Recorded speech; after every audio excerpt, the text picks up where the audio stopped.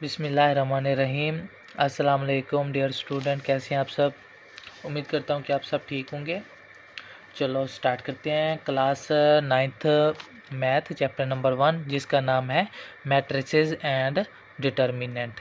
ठीक है ना। आज हम डिस्कस करेंगे मैट्रिसेस और इसकी टाइप्स के हवाले से कि इसकी टाइप्स क्या होती हैं, मैट्रिक्स क्या होता है, ये सारी हम डिस्कस करेंगे। डिटर्मिनेंट जो है इसकी मैं नेक्स्ट वीडियो बनाऊंगा इंशाल्लाह, वो भी डिटर्मिनेंट भी क्लियर हो जाएगा। चलो देखते हैं मैट्रिक्स क्या होता है। ठीक है ना। क्वेश्चन बनता है कि what is a matrix, matrix क्या है। तो मैं बता दूं कि मैट्रिक्स क्या होता है। कोई भी हमारे पास रियल नंबर है, उसकी हम अरेंजमेंट करते हैं, कलेक्शन करते हैं रोज़ में और कॉलम्स में, और एक इन क्लोज ब्रैकेट के अंदर। ठीक है ना। इन क्लोज्ड ब्रैकेट के अंदर उसकी अरेंजमेंट करते हैं, उसको हम बोलते हैं मैट्रिक्स। ठीक है ना। जैसे कि यहाँ पर 2 और 1 एक रो है। ठीक है ना। इस यहाँ जो मैं अंडरलाइन लाइन लगा रहा हूँ, ये हमारे पास रोज़ कहलाती हैं। जैसे कि 2 और 1 ये R1 रो है, 4 और 5 ये सेकंड रो है, और ये 6 और 7 ये थर्ड रो है। ठीक है ना। कोई भी हमारे पास रियल नंबर है, उसकी हम अरेंजमेंट करते हैं, कलेक्शन करते हैं रोज़ में और कॉलम्स में एक इन क्लोज ब्रैकेट के अंदर, उसको हम बोलते हैं मैट्रिक्स। जैसे कि 2 1 रो है, तो 2 4 6 ये क्या होगा हमारे पास, कॉलम होगा। ये फर्स्ट रो है, ये फर्स्ट कॉलम है। तो सेकंड रो 4 5 ये सेकंड रो है, 6 7 ये थर्ड रो है।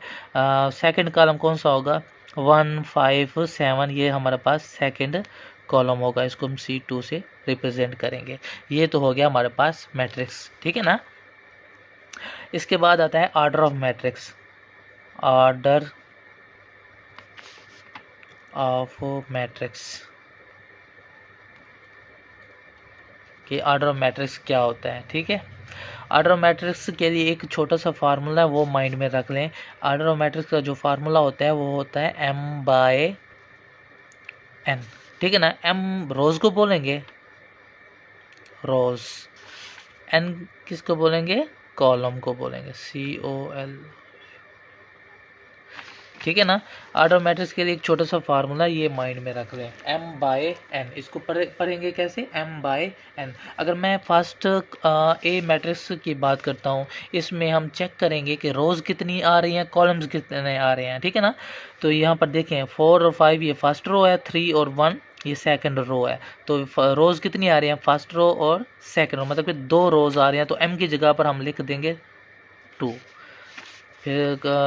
फिर डैश बाय एन की जगह पर हम कॉलम लिखेंगे ना। तो कॉलम कितने आ रहे हैं, फर्स्ट कॉलम 4 और 3 वाला, 5 और 1 ये सेकंड कॉलम है। तो कॉलम कितने आ रहे हैं, 2 आ रहे हैं। रोज भी 2, कॉलम्स भी 2। अगर हम बात करते हैं बी की, इसकी ऑर्डर अगर हम फाइंड करें तो ऑर्डर इसके कितने आ रहे हैं बताएं, देखते हैं। 2 और 1 फर्स्ट रो है ना, इसमें देखो फर्स्ट रो, सेकंड रो और थर्ड रो, मतलब कि 3 रोज आ रही हैं। कॉलम्स कितने आ रहे हैं, 2 कॉलम आ रहे हैं। ये हमारे पास बी मैट्रिक्स भी फाइंड हो गया, इसके आर्डर भी मैंने बता दिए। अब सी की बात करते हैं। सी में रोज़ कितनी आ रही हैं, ये देखो 3 1 4 ये फर्स्ट रो, 0 7 8 ये सेकंड रो। कॉलम्स कितने हैं, 1 2 3 कॉलम आ रहे हैं। तो रोज़ हमारे पास 2 आ रही हैं, कॉलम्स कितनी आ रही हैं, 3। इसको पढ़ेंगे कैसे, 2/3। ये तो हो गया हमारे पास ऑर्डर ऑफ मैट्रिक्स। इसके बाद आता है इक्वल मैट्रिक्स। इक्वल मैट्रिक्स क्या होता है बच्चों, वो मैं बताऊंगा। इक्वल मैट्रिक्स उसको बोलते हैं, इसकी ना बताने से पहले मैं आप लोगों को बता दूं कि इक्वल मैट्रिक्स के लिए ना हमें 2 कंडीशन की ज़रूरत पड़ती है। फर्स्ट कंडीशन ये है कि उसका जो ऑर्डर है ना, ऑर्डर सेम होना चाहिए। अगर 2 मैट्रिक्स की बात करेंगे, जैसे कि यहाँ पर मैं 3 मैट्रिक्स अपनी तरफ से लेता हूँ, 1 4 5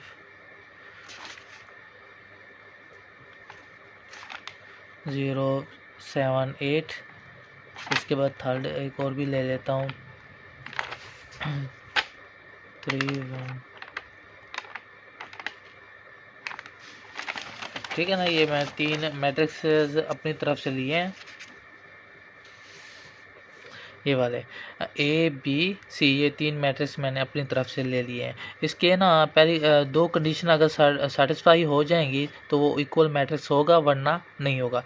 पहली कंडीशन ये कि उसके जो आर्डर है ना, आर्डर मस्ट बी इक्वल होना चाहिए, मस्ट बी इक्वल। मतलब कि उनके, अगर मैं 2 मैट्रिक्स ले लेता हूँ, 2 मैट्रिक्स में चेक करेंगे कि उनके जो आर्डर है ना वो सेम होने चाहिए, एक जैसे होने चाहिए, इक्वल होने चाहिए। दूसरी कंडीशन कॉरेस्पॉन्डिंग इंट्रीज जो है ना, इंट्रीज भी वो भी सेम होने चाहिए, must be same, must be same. Equal matrix के लिए 2 कंडीशनें ज़रूरी हैं। पहली कंडीशन कि order must be equal, second condition corresponding entries must be same. अगर ये दोनों कंडीशनें सेटिस्फाई हो जाएंगी तो वो हमारे पास इक्वल मैट्रिक्स होगा, वरना नहीं होगा। ठीक है ना। अगर मैं ए और बी की बात करता हूँ, ए मैट्रिक्स और बी की बात करता हूँ, तो ये चेक करते हैं कि ए और बी ये दोनों इक्वल मैट्रिसेस हैं या नहीं है। पहली कंडीशन कि आर्डर मस्ट बी इक्वल, तो देखते हैं कि इनके आर्डर सेम है या नहीं है। इधर भी 2/2 है, इधर भी 2/2 है, इसमें भी 2 रोज़ हैं 2 कॉलम्स हैं, इसमें भी 2 रोज़ और 2 कॉलम्स हैं। पहली कंडीशन तो सेटिस्फाई हो गई है। सेकंड कंडीशन की बात करते हैं। कहता है कि कॉरेस्पॉन्डिंग इंट्रीज, जो इंट्रीज है ना, एलिमेंट हैं, वो भी सेम होने चाहिए। जैसे कि यहाँ पर 3 है तो इधर भी 3 आना चाहिए, इधर 1 है तो इधर भी 1 आना चाहिए, इधर 4 है तो इधर भी 4। लेकिन ये इंट्रीज जो है वो सेम नहीं आ रही, तो इसलिए हम बता सकते हैं कि ए जो है वो बी का इक्वल मैट्रिक्स नहीं है, इक्वल मैट्रिक्स नहीं है। अगर मैं बात करता हूँ ए और सी की, देखते हैं कि चेक करते हैं कि ये इक्वल मैट्रिक्स है या नहीं है। ए में देखो, इसमें भी 2/2 का मैट्रिक्स है, इधर भी 2/2 का मैट्रिक्स है। पहली कंडीशन ओके है। दूसरी कंडीशन देखते हैं, इधर भी कॉरेस्पॉन्डिंग इंट्रीज जो एलिमेंट है वो सेम है या नहीं है। इधर भी 3 है फर्स्ट में, तो इधर भी 3 है फर्स्ट में। सेकंड में 1 है 1 है, 4 4 5 5, मतलब कि सेम आ रहे हैं। तो ए और सी क्या होंगे, इक्वल मैट्रिक्स होंगे। ये तो हो गया हमारे पास इक्वल मैट्रिक्स। समझ आई है। चलो देखते हैं आगे, इसकी टाइप्स के हवाले से बात करते हैं। टाइप्स क्या होती हैं, types of matrix, types of matrix, इंशाल्लाह ये भी आप लोगों को क्लियर हो जाएंगी। फर्स्ट टाइप वो है हमारे पास रो मैट्रिक्स के। रो मैट्रिक्स की डिफ़ाइन की बात करते हैं तो इसमें डिफ़ाइन में ये कहता है कि it has only one row, it has only one row is called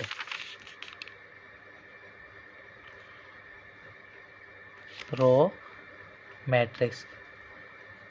define क्या कहती है कि जिसमें एक ऐसा कॉलम या एक ऐसा कॉलम जिसमें सिर्फ और सिर्फ एक रो हो, ठीक है ना, जिसमें सिर्फ और सिर्फ एक कतार हो, रोज को हम कतार बोलते हैं, ठीक है ना। इसकी डिफाइन क्या कहती है कि it has only one row is called row matrix. जिसमें सिर्फ और सिर्फ एक रो आ जाए उसको हम क्या बोलेंगे, रो मैट्रिक्स। फॉर एग्जांपल, जैसे कि मैं यहाँ पर ए मैट्रिक्स ले रहा हूँ, इसमें सिर्फ और सिर्फ हम एक रो देखेंगे। अगर एक रो होगी तो वो हमारे पास इक्वल मैट्रिक्स होगा, वरना नहीं होगा। अगर बी की बात करते हैं तो इधर भी 4 5, मतलब कि 2 एलिमेंट लिख दूँ तो देखो यहाँ पर भी एक रो नज़र आ रही है ना, जिसमें सिर्फ और सिर्फ एक रो नज़र आ जाए उसको हम क्या बोलेंगे, रो ऑफ मैट्रिक्स, मतलब कि रो मैट्रिक्स। इसके बाद सेकंड टाइप है हमारे पास कॉलम मैट्रिक्स की। Column matrix,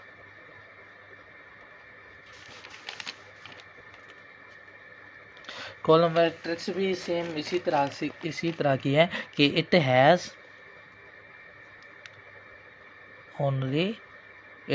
only one column, जिसमें सिर्फ और सिर्फ एक कॉलम आ जाए उसको हम कॉलम मैट्रिक्स कहते हैं। कॉल्ड, आप यही डिफाइन भी लिख सकते हैं, कॉलम मैट्रिक्स। इसकी जो एग्जांपल है, जैसे यहाँ पर मैं ए मैट्रिक्स ले लेता हूँ जिसमें सिर्फ और सिर्फ एक कॉलम आ जाए, उसको हम क्या बोलेंगे? Column matrix. 4 5 7 अगर एक एलिमेंट भी आ जाए ना, सिर्फ और सिर्फ एक एलिमेंट भी आ जाए, ये भी हमारे पास इसकी एग्जांपल है कॉलम मैट्रिक्स सी। इधर भी आप लिख सकते हैं, अगर सी कोई भी एग्जांपल दे दें, जैसे कि मैं यहाँ पर 5 लिख दूँ, ये भी हमारे पास रो मैट्रिक्स है। ठीक है ना, क्लियर हो गई है कॉलम रोज। इसके बाद आता है rectangular matrix. Rectangular matrix,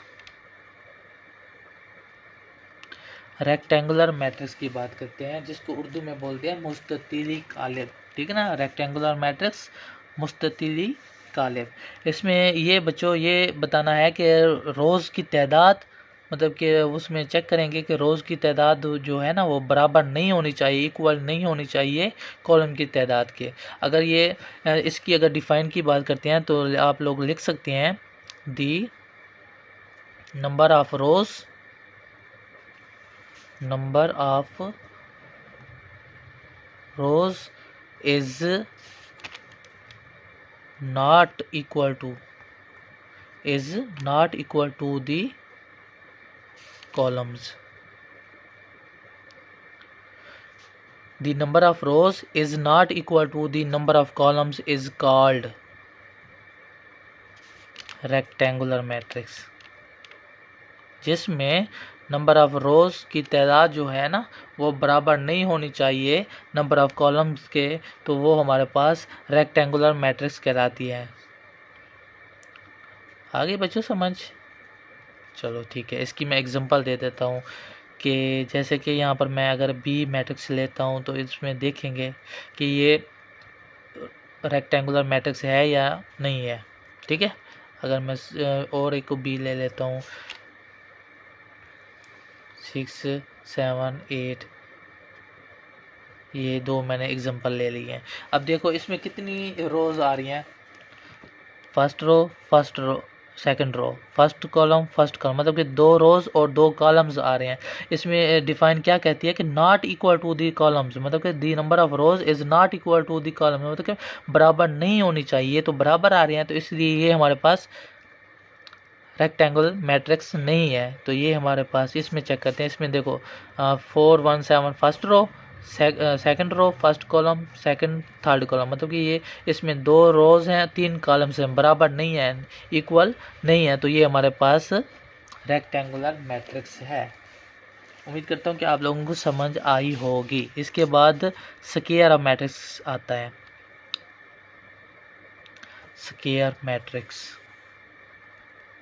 square matrix same इसी तरह की है कि the number of rows is equal to the number of columns is called square matrix, मतलब कि अपोजिट है इसके, कि सेम आ रही है, मतलब कि वो नॉट इक्वल टू है, इधर क्या लिखेंगे? Equal to the.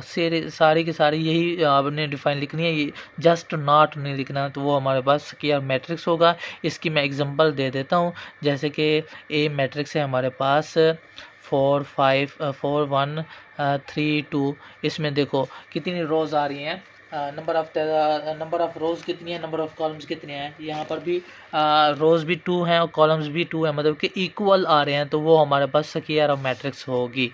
जैसे मैं यहाँ पर एक और एग्जांपल ले लेता हूँ बी, इसमें देखते हैं कि 3 4 5 6 6 7 8 0 9, कोई भी अपनी तरफ से नंबर लिख सकते हैं। अब चेक करते हैं कि इसमें रोज़ कितनी हैं, 3 हैं, कॉलम्स कितने आ रहे हैं, वो भी 3 हैं, मतलब कि इक्वल आ रहे होंगे, वो हमारे पास स्क्वायर ऑफ मैट्रिक्स होगा, वरना नहीं होगा। ये हो गया हमारे पास स्क्वायर ऑफ मैट्रिक्स की। ठीक है ना, इसके बाद हम बात करते हैं नल मैट्रिक्स। ठीक है ना, नल या ज़ीरो मैट्रिक्स। ठीक है ना,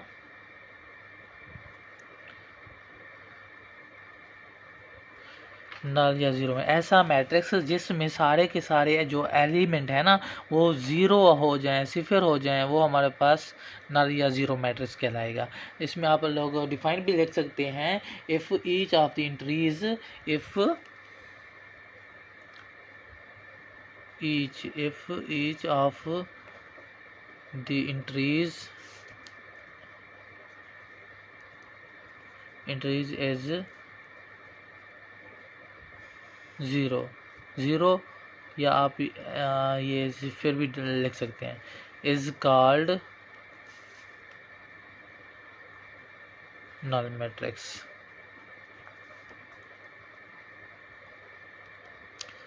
नल मैट्रिक्स, इसकी जो आप लोग एग्जांपल देंगे वो आप कोई भी लिख सकते हैं, ए बी सी कोई भी मैट्रिक्स का नाम दे सकते हैं। और जस्ट यहाँ पर क्या लिखेंगे हम, एंट्रीज जो होगी सारी की सारी 0 होंगी, वो हमारे पास नल या 0 मैट्रिक्स कहलाएगा।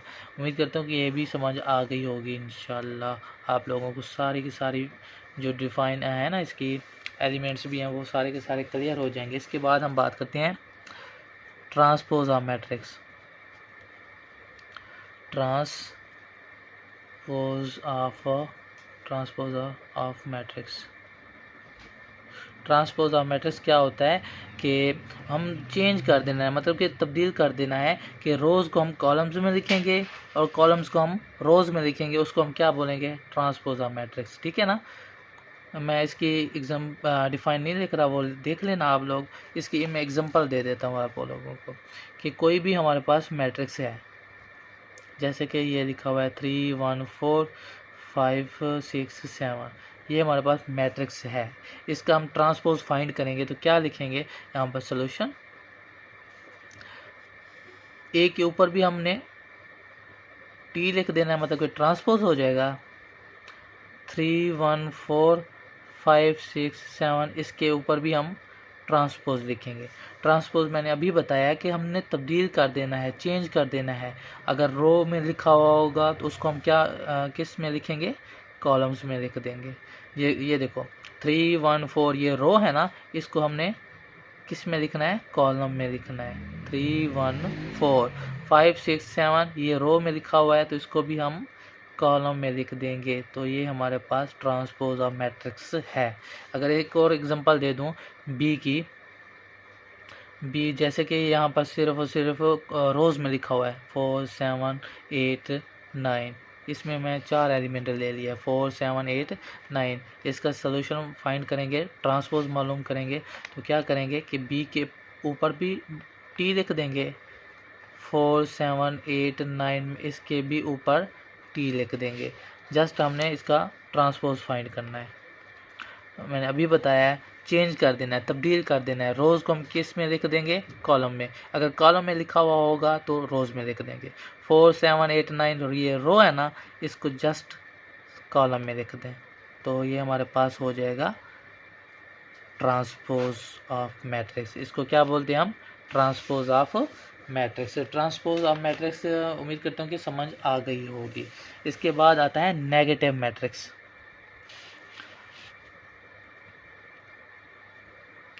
नेगेटिव मैट्रिक्स, ये भी बिल्कुल इजी है, परेशान होने वाली बात नहीं है। कोई भी मैट्रिक्स दिया गया होगा 3 -4 5 -7, कोई भी दिया होगा अपनी तरफ से भी आप लिख सकते हैं। मैं आप लोगों को इसकी एग्जांपल बता रहा हूँ, ठीक है ना।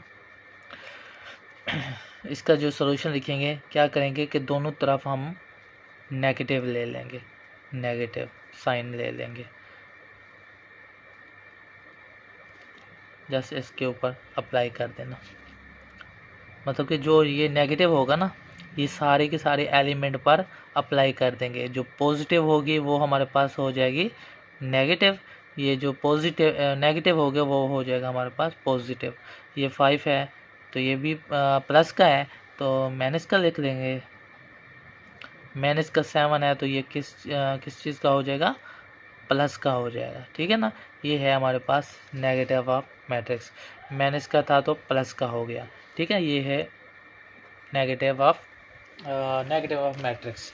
उम्मीद करता हूँ ये भी समझ आ गई होगी। इसके बाद हम बात करते हैं, नेगेटिव के बाद आती है सिमेट्रिक मैट्रिक्स। सिमेट्रिक मैट्रिक्स,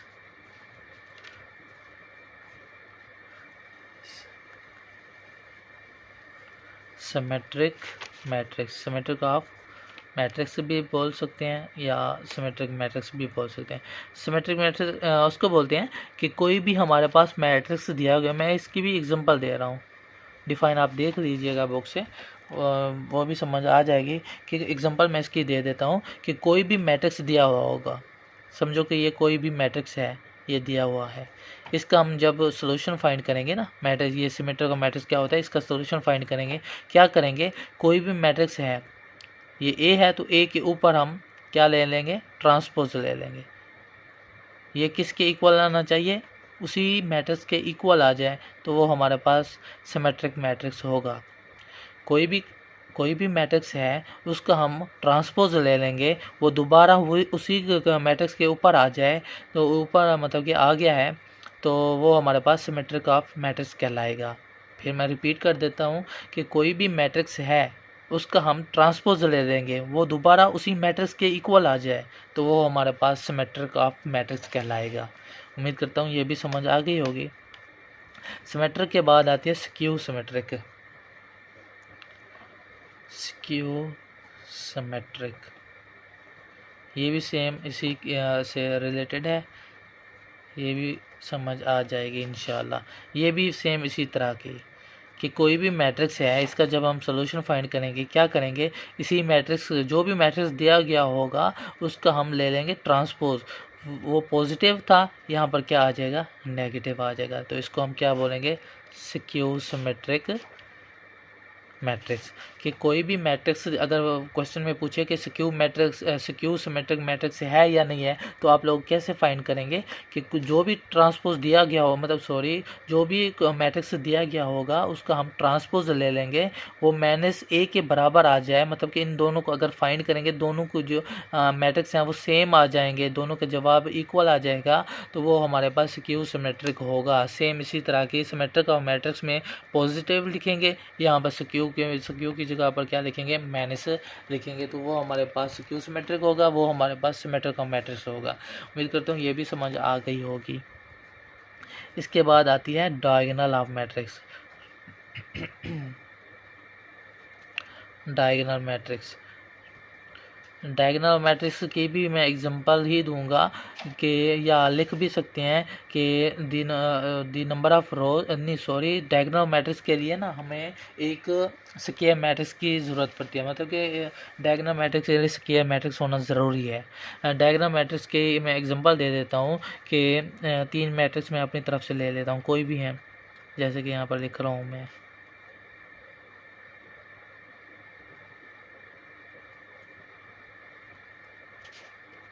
ये बहुत ही इम्पोर्टेंट डिफाइन है डायगोनल मैट्रिक्स की, अक्सर पेपर में आ जाती है।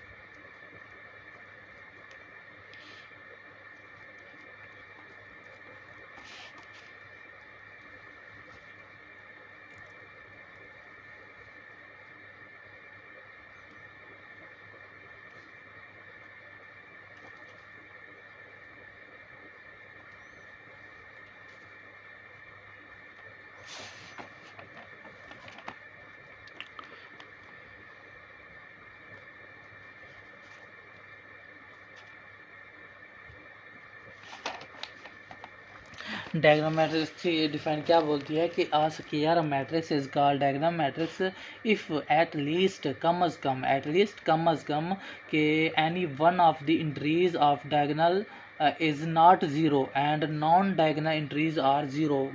डिफाइन में ये कहता है कि कोई भी हमारे पास मैट्रिक्स दिया गया होगा, मतलब कि होगा स्क्वायर मैट्रिक्स, ठीक है ना, जैसे कि यहाँ पर 3x3 का है। अगर एक और मैं एग्जांपल दे दूँ, बी मैट्रिक्स बोल देता हूँ कि इसमें भी 2x2 का मैट्रिक्स दे देता हूँ मैं, जैसे कि ये दे दिया मैंने। डिफाइन क्या कहती है कि if at least any one of the entries of its diagonal is not zero and non diagonal entries are zero, मतलब कि जो मैं यहाँ पर अंडरलाइन लगा रहा हूँ ना ए मैट्रिक्स के ऊपर, ये वाली ये वाली, ठीक है ना, इसको क्या बोलते हैं, डायगोनल। इसमें चेक करेंगे कि जो एंट्रीज़ है ना उसमें कम अज़ कम एक जो एलिमेंट है वो नॉट ज़ीरो हो, मतलब कि ज़ीरो के बराबर ना हो, और सारे के सारे नॉन डायगोनल ज़ीरो हों, ठीक है ना। जो मैंने ये अंडरलाइन लगाई है इसको हम बोलेंगे डायगोनल ऊपर वाली टर्म्स और नीचे वाली टर्म्स ये सारी की सारी क्या होंगी, नॉन डायगोनल होंगी, ठीक है ना। और जो डायगोनल की जो इंट्रीज होगी ना, इंट्रीज उसमें एक एलिमेंट जो होगा वो इंट्रीज जो होगी वो नॉट ज़ीरो होनी चाहिए, ठीक है ना। इंट्रीज जो होगी वो नॉट ज़ीरो होगी, और जो ऊपर नीचे होंगी सारी की सारी क्या होंगी, ज़ीरो होंगी, वो हमारे पास डायगोनल मैट्रिक्स होगा, वरना नहीं होगा। मतलब कि अगर मैं ये जैसे कि बी को चेक करते हैं, बी में भी ये देखो 2 एलिमेंट आ गए हैं ना, 5 और 7 नॉट ज़ीरो हैं, ऊपर नीचे सारे के सारे ज़ीरो हैं, ये भी हमारे पास डायगोनल मैट्रिक्स है। अगर मैं थर्ड डी की बात करता हूँ, इसमें चेक करता हूँ कि डायगोनल में ना एट लीस्ट मतलब कि एक इंट्रीज जो होगी वो कम से कम एक एलिमेंट तो होगा जो कम से कम ज़ीरो के इक्वल नहीं होगा, और सारे के सारे एलिमेंट क्या होंगे, ज़ीरो होंगे। हम चेक करेंगे कि डायगोनल में देखेंगे कि उसमें कम से कम एक जो है एलिमेंट वो नॉट ज़ीरो होना चाहिए। अब यहाँ पर 7 आ रहा है, तो ये पहली कंडीशन तो है। दूसरी कंडीशन चेक करते हैं कि ऊपर नीचे भी सारे के सारे क्या हों, ज़ीरो। यहाँ पर 3 आ गया, तो इसलिए ये हमारे पास डायगोनल मैट्रिक्स नहीं है। इसकी बात करते हैं, जैसे कि यहाँ मैंने चेक किया है कि इधर सारे के सारे एलिमेंट नॉट ज़ीरो हैं, तो कंडीशन ओके है पहली कंडीशन। उसमें ये कहता है कि कम से कम एक तो लाजमी होना चाहिए, तीनों की तीनों भी गैर से फिर आ जाए, मतलब कि नॉट ज़ीरो आ जाए, तो फिर भी ये हमारे पास डायगोनल मैट्रिक्स है। ऊपर नीचे भी सारे के सारे ज़ीरो होने चाहिए, तो ये भी हमारे पास ओके है, ये भी डायगोनल मैट्रिक्स है। अब ये इसमें चेक करते हैं, इसमें नॉन डायगोनल मैट्रिक्स में देखते हैं, डायगोनल में देखते हैं कि वो नॉट ज़ीरो है, हाँ है, नहीं है, मतलब कि ज़ीरो इसमें नहीं आ रहा। मतलब कि 3 यहाँ पर भी एलिमेंट 3 है, इधर भी है एलिमेंट 4 आ, मतलब कि नॉट ज़ीरो हैं। तो ऊपर नीचे चेक करेंगे तो ज़ीरो है, नॉन डायगोनल में सारे के सारे क्या होने चाहिए, ज़ीरो होने चाहिए। तो ये भी हमारे पास डायगोनल मैट्रिक्स है। उम्मीद करता हूँ कि समझ आई होगी। इसके बाद हम बात करते हैं स्केलर मैट्रिक्स की। स्केलर ये भी इम्पोर्टेंट है, स्केलर मैट्रिक्स। स्केलर मैट्रिक्स के लिए डायगोनल मैट्रिक्स होना ज़रूरी है, डायगोनल के लिए स्क्वायर मैट्रिक्स होना ज़रूरी है। इसमें हम देखेंगे कि एग्जांपल मैं दे देता हूँ कि स्केलर मैट्रिक्स में जो डायगोनल है ना, डायगोनल में जो एलिमेंट होने चाहिए वो सारे के सारे क्या होने चाहिए, सेम होने चाहिए, एक जैसे होने चाहिए। जैसे कि यहाँ पर डायगोनल में चेक करेंगे कि सारे एक जैसे आ जाएं, वो हमारे पास स्केलर होगा, वरना नहीं होगा। अगर मैं बी मैट्रिक्स ले लेता हूँ, जैसे कि यहाँ पर मैं 4 लिख दूँ, 0 0 0, यहाँ पर भी 4 0 0 0, यहाँ पर भी 4। हम चेक करेंगे कि जो डायगोनल तिरछी लाइन लगाते हैं ना, इसको हम डायगोनल बोलते हैं। तो इसमें सारे के सारे एलिमेंट सेम आ जाएंगे, तो वो हमारे पास स्केलर मैट्रिक्स होगा, ठीक है ना। इसके बाद आता है आइडेंटिटी मैट्रिक्स, लास्ट है ये वाली आइडेंटिटी मैट्रिक्स में क्या कहते हैं कि उसके लिए भी हमें डायगोनल मैट्रिक्स की ज़रूरत पड़ती है। तो उसके भी एग्जांपल मैं दे देता हूँ कि आइडेंटिटी मैट्रिक्स में जो डायगोनल लाइन है ना, डायगोनल लाइन तिरछी लाइन जो मैं लगाता हूँ, उसमें सारे के सारे एक एक आ जाएं, 1 1 आ जाएं, तो उसको हम आइडेंटिटी मैट्रिक्स बोलेंगे, आइडेंटिटी मैट्रिक्स, ठीक है ना। अगर मैं बी मैट्रिक्स से और ले लेता हूँ, उसमें चेक करेंगे कि सारे के सारे मतलब कि एक एक आ जाए, मतलब कि 1 1 आ जाए, उसको हम क्या बोलेंगे, आइडेंटिटी मैट्रिक्स।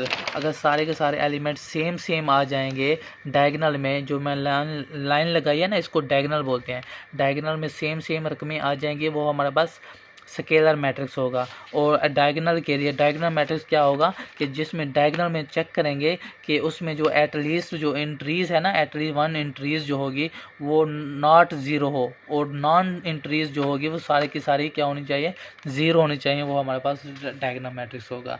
उम्मीद करता हूँ कि आप लोगों को सारी की सारी डिफाइनें समझ आई होंगी। चलो अब मुझे इजाज़त दें, थैंक यू, अल्लाह हाफिज़।